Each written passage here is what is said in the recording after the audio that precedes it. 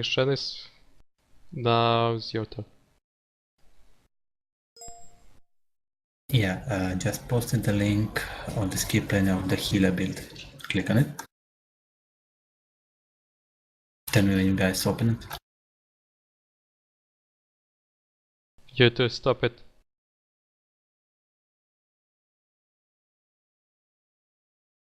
Okay, it's open, but again, I'm not sure if it'll show up on Fraps. I'll have to wait to see. No, it's okay. As you can see, like Roshi did, I'm gonna do the same. First, I'm gonna cover the buff layer. The buff stations regarding this time I use the example of Odyssey Science Cruiser. Why? Odyssey Science Cruiser currently in store is considered second best healer in the game. If you, it's also a good Federation ship cruiser if you don't have enough energy credit for the reclass carrier. Yeah. So it is good secondary option for if you want to play as an engineer healer build. As you can see, the commander is the most important part of the healer. Why? Because you can see at the instance I'm using emergency power to shield 1. At the lieutenant reverse shield polarity 1. Lieutenant commander acts to sieve 2 and the commander extends shield 3. Now, why you can ask yourself why I'm not using 2 emergency power to shields. For a healer, as a healer, you have enough hard heals and shield heals. So, unlike Axe to battery, you don't need emergency power to shield 3. Emergency power to shield is 1, which can help you cover your increase your shield damage resistance, while then leaving lieutenant commander and commander powers for your team, so you can be team friendly. For the lieutenant commander universal, that's the thing you can vary. You can instead in that one add a secondary engineer and create a double emergency double aux to sieve, so you can say in lieutenant commander say once again use aux to sieve 2 or double reverse polarity once and double emergency power to shield 1. But like I said, it's, if you ask me, since your node role is that much of a super tank, but as a healer and with enough science healing powers and engineering ones, you will have enough to protect yourself and your rest of the team. For the lieutenant commander side, which I choose and I most always do, is I switch use ensign science for science team. Science team mostly for covering cleaning some nukes and other debuffs you get from the enemy player. Yeah, them, but not just for yourself, for your team also. For a team also, yeah. Has the meters too as a lieutenant, mostly because it is considered, it's not just because it's one of the best hull heals and heal over time powers in the game. The only catch with this, like I explained in the basic science, it has long cooldown, so that's the power you need to know when to use it properly, and not like say aux to sieve, which has I think it is 10 to 50 seconds cooldown, and you can use it constantly. 15, after 10 seconds. 15, thank you. 15 seconds, then you can use it constantly. But this one, it does take a little bit longer to recharge it. Then I, as a lieutenant commander, use transfer shield 23. Transfer shield 23 is the best science shield heal in the game. But the thing with this, it's only obtainable throughout the Romulan feature episode, both the Riemann one, which has transfer shield 20, and also you can find them on the exchange on the purple buffs, but they are then a little bit expensive. Yep. For now, for the lieutenant side, as you see, I basically just switched from the lieutenant. I used transfer shield strength 2, so I can, once my TSS 3 is on cooldown, I can use TSS 2. Same goes as hazard meters. I switched to hazard meters 1, so once the 2 is on cooldown, I can use this one. Lieutenant tactical, well, that depends. I will always put as an essence tactical team 1 to protect yourself and also those two other teammates. But the lieutenant one, that also depends, because you can use beam fart will 2 if you want to clean, beside being a healer, clear the spam from the, say, Patsy, like Yellowstone, interceptors, that kind of stuff. Or you can use attack pattern delta, just so you can protect yourself, but also toss it to other teammates who needs it. As ENSA universal, that is basically what depends on the player's decision what they want to do. I myself use emergency power to auxiliary because with the DOF, I'm gonna later explain, it increases my shield heal powers. That means the more I use the emergency power to auxiliary, once it's online, it just boosts my healing powers, so I can much easier and much faster and better get healing points in the PvP matches. Any more question?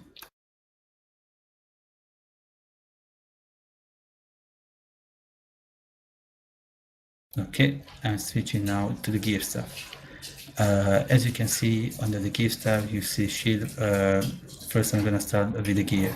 Shield, I always use on every ship nowadays, the Fleet Elite shield, which is a resilient one with a res B, adapt, and cap. Because like it was explained, Hershey explained in the tactical session, it's basically really in the PvP matches saves you a lot of on lots of occasions.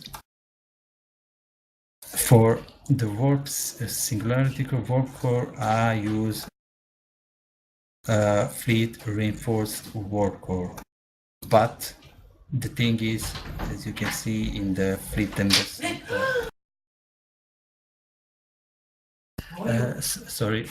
basically, as you can see it, fleet, that's the fleet elite warp core. That's, you must always look at it auxiliary to shields. That means A to S, because as a tanker, your purpose is, beside having a high auxiliary, also high shields, so you can protect, you can better tank as the shield tanker. For the deflector and the impulse, I'm using a two-piece Borg set, mostly because of the passive it gives, and that is, it gives a hard repair passive. Any more questions before I go to the consoles?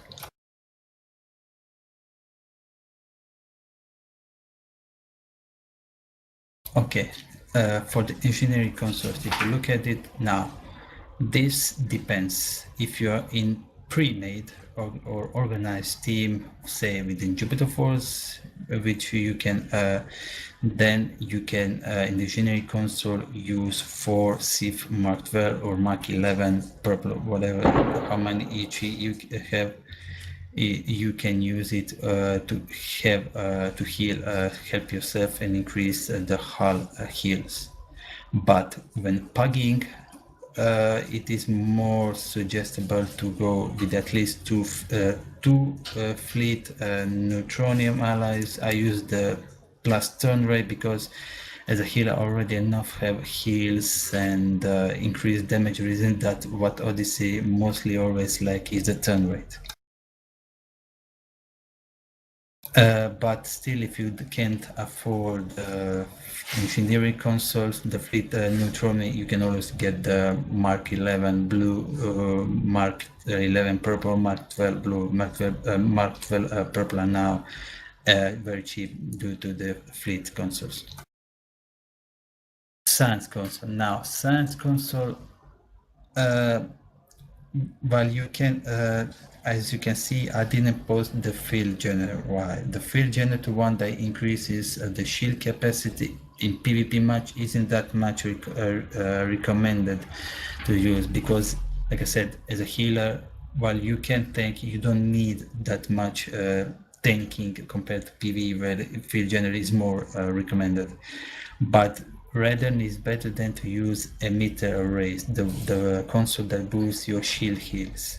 Now, this one I posted, the 401 are the embassy ones, but the embassy ones which it gives me plus 31 to shield heals, but also gives me a passive that also gives a hull heal procs. That means it also, besides it gives me a better shield heal, it will also give me a better hull repair healing. So basically one console with two stats, which is good. Now, for the tactical consoles, well, as a healer, DPS is irrelevant. Well, like I said, you can, like I mentioned in the buff light, you can save by beam fire at will and use it just as a cleaning stuff. As a tactical, you don't need that. Tactical consoles like Psy, which I will cover next Sunday, is better used for universal consoles. I, for example, use the Borg one because of the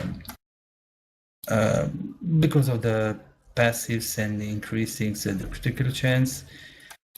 Mostly majority for me because I use also switch between PV and PvP different ships. For PV I prefer DPS ones, for PvP the healer ones, so it's more better for my fleet Sovi that I use for PV. Now the Nukara one I use. I know people, lots of them forget about this, but this concept is very useful on every ship. I wouldn't just okay, not just on every, but on every ship that uses beams as their primary weapons. Now, why do I use it? Mostly because it gives me +5 to shield power, which is great, because then it will give you boost to shield power.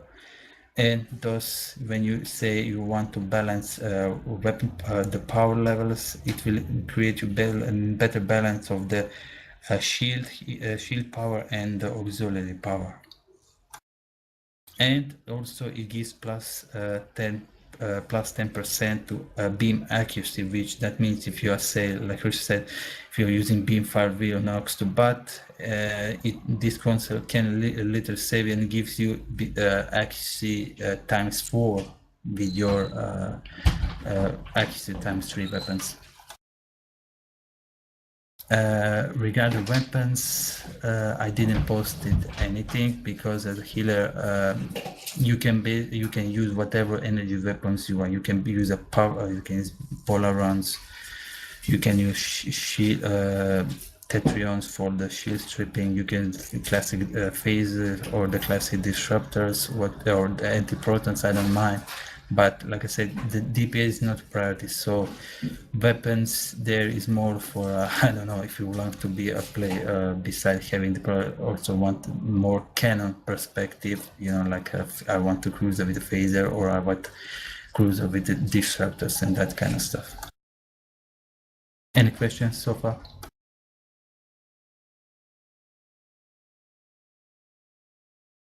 Okay, I'm switching to reputation. First one, I'm gonna use the newer ones. Now, as you can see, the first one, since you're an engineer for the ground, okay, I switch enhanced personal shield so I can better tank. But since as engineer you are already enough tank, you made a lethality as a tier 1 is better, so you can increase more damage. For the tier 2, which is the ship one, I also went more the enhanced shield system, so I can have increased shield system skill by 30%, enhancing your shield health in space combat. That means as a healer, the more powerful your shield system, the more you are better healing your shields, thus you're more tankier. For the tier 3, I basically for reactive shielding because I found the other one disabling I found disabling the strikes passive useless, you know, I mean, it's not that you need that much. While the other one is a life savior. For the tier 4, I switched to emergency secondary shields because it can, in critical situation, it can help you to gain instant heal to your shields. You can with it stay in the game and not die and respawn. Plus the other one says a target, so it's better passive for the tacticals who are in the escort, or like Hershey is using a tactical and the Austabat fire cruiser, so he can crit more with his beamfire. And the tier 5 is Quantum Singularity, which increases basically is the best one if you ask me for the side class. Task Force Omega, tier 1. For the ground, like I mentioned in the new Romulus, I went for the Omega weapon proficiency, so it can increase me my damage on the ground, which is more suggestible for the engineers. As a tier 2, I went for hull repairing, Nana, so it increases my hull regeneration, plus combine it with the 2-piece Borg. That means you get an extra hull repair of hull regen. And if you're engineers, Unique wants to play more tactical role, more DPS role, then I will go with Omega weapon training. For tier 3, like the tier 3 of the new Romulus, I switched to regenerate the shield augment because the other one, rotated weapon frequencies, if you're it's only useful if you're fighting board, but the other one is more versatile and more useful in both PV and PvP. For the tier 4, like Hershey said, the Omega Gravity Amplifier is broken and it's not that much useful compared to the other one, the Superior Shield Repair, which is life savior like the tier 4 one in the new Romulus. And the tier 5 is the ground one. For the Nuclear Strike Force, once again, for the tier 1, I went for Identify Vulnerabilities for increasing 5% ignoring target shields and grapples, doing more damage. For the tier 2, the space one, I went for 45 health, so you can increase my health by 5%. I know 5% isn't that much, but as a healer, every defense, every damage resistance, every is better option. Thus, like I said, you are the more in the game than you're more in the game. Thus, you will more heal your teammates. Thus, you will help your teammates score more points for the team. The other one, enhanced shield penetration, I found good if you're using Ox to Battle. Beamfire will set up as a tactical, not okay, you can go as engineer also, but it's more offensive. What that means, if your engineer tanks DPS, this one is better solution than the other one.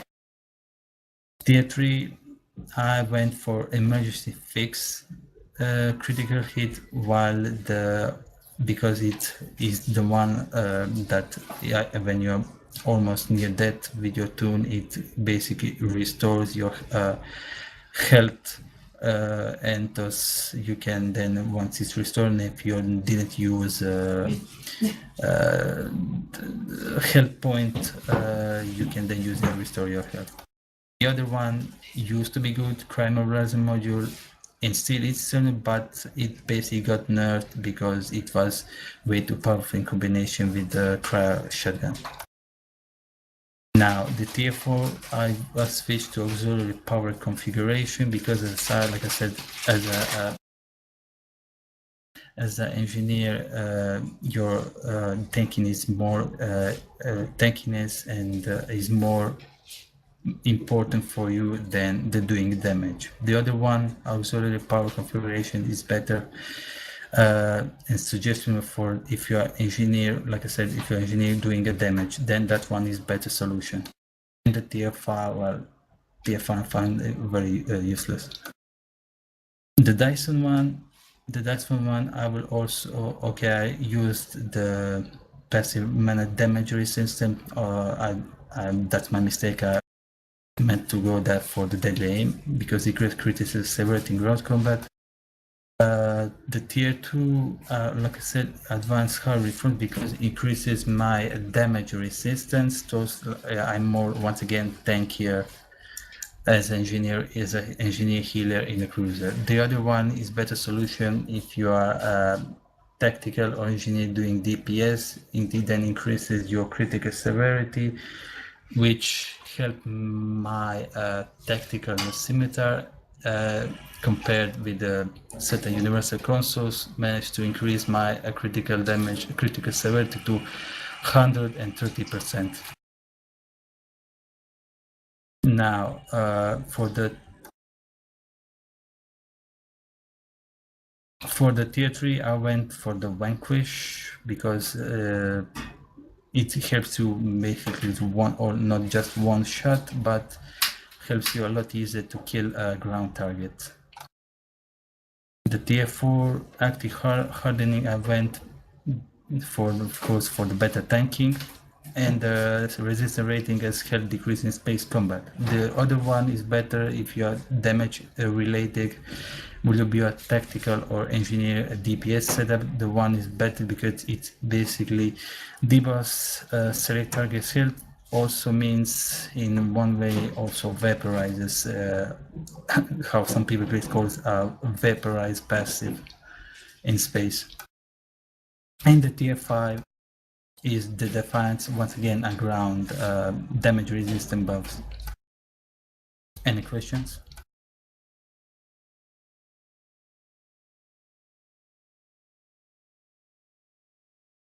Okay, I'm now switching to skill tree.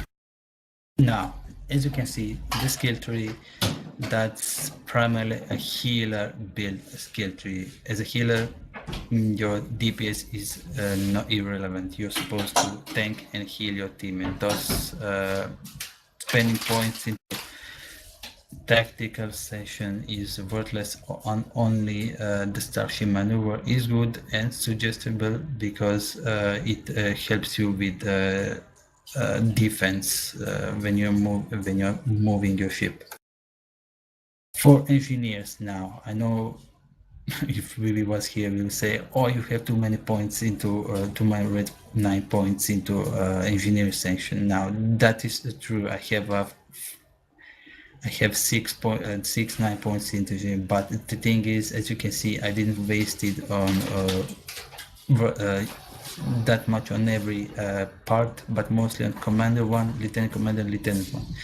Now, the Lieutenant Commander 1, why did I say, some people may ask me, why did I waste 9 points into Starship Electroplasma System, 9 points into Starship Warcore, and Starship Warcore Efficiency? Why? Because it helps you a lot easier transfer your power stations, those when you're using powers like emergency power to shield, emergency power to auxiliary, which is one of the best for the healer build. It helps you a lot easier transfer that and increase your certain power level than if you say have 3 or 6 points, which you will still get enough, but will get slower, while this one will get faster. The Captain one is the 6 points because I don't see too much you need too much 9 points into any of those, and admiral level all of the engineering are 6 points, especially armor reinforcement, which is to protect you from any kind of kinetic damage, which is especially against mines and torpedoes. Starship Auxiliary is the important one because it helps you a lot with the healing abilities, and as you can see, it also gives the boost of auxiliary power to structure aux to SIF, which is hull heal. And Starship weapon performance, I went there so you can still have some weapon performance, but you can, if you wish, you can remove it and say, I don't know, post it maybe some of the ground section or those 6 or I don't know, or post it maximize internal dampeners, Starship sensors, or power installer for better evading and tanking or countering tractor beams, tachyon beams, and that kind of stuff. Now for the science, okay, 6 points of power insulate is the normal one. 9 points into starfish systems is also regular one, common spending skill points, and the shield emitter for the better shield heals. Now, why some people may ask, why did you spend 6 points into internal dampener and starship sensors? Starship sensors, 6 points as a healer, engineer, healer. It helps you with the high auxiliary. Starship sensor basically helps you detect enemy close. That means it's very useful if you're a healer, having 6 point onto Starship sensors and having high auxiliary, say 120 auxiliary. It helps your team easily detect against KDF and Romulan ships, who are mostly using hit and run and cloaking tactics.